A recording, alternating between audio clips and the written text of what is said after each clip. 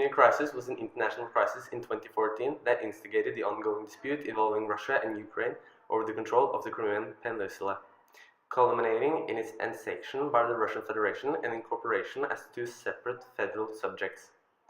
The crisis was part of the wider 2014 Russian military intervention in Ukraine, which also includes the Donbas region of Ukraine.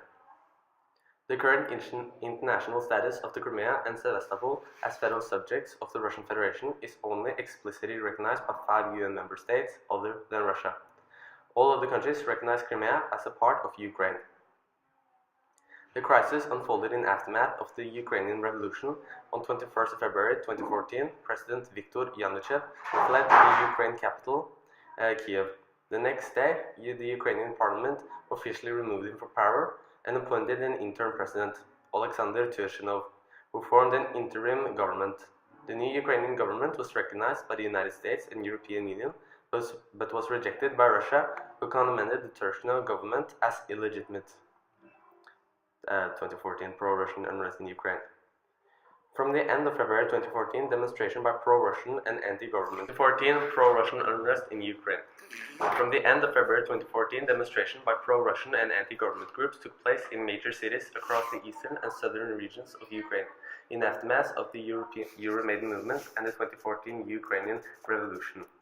During the first stage of the unrest, Crimea was annexed by Russian Federation after a crisis in the region, Russian military intervention, and an internationally criticized referendum.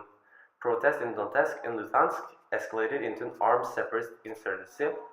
This led the Ukrainian government to launch a military counteroffensive against the insurgents, which resulted in an ongoing war in Donbass.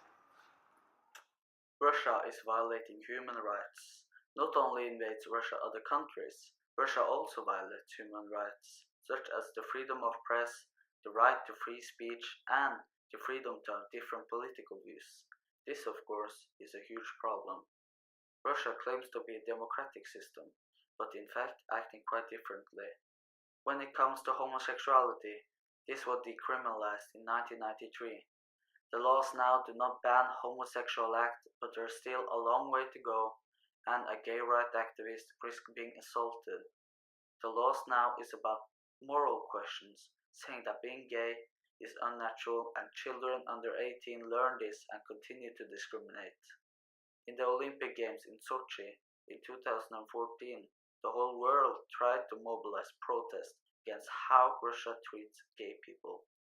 Putin is regarded as the strong leader and is now more popular than ever. He is also a very dangerous man. He is building muscles not only in person, but also Russia's armed weapons are growing in a way we and NATO should be worried. Is Putin just trying to impress the ladies or other countries? Or does he have a plan to use this weapon and invade other countries, such as Norway? Lucky for us, we learned only yesterday that Russia is willing to make peace with Ukraine.